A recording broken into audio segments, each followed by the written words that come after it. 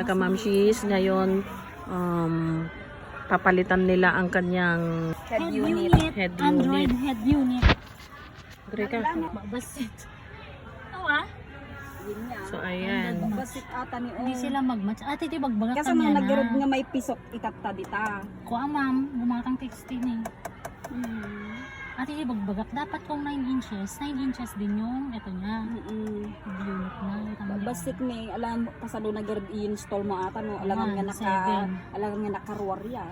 At dahil po hindi po magmatch, So yung ating owner ay bumili ng kanyang head unit na hindi naman sinukat yung kanyang dating naka-install.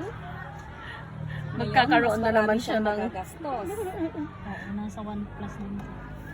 Kayang-kaya niya ata. Sige, at dahil doon, delay mo ng pag-i-install. Bye!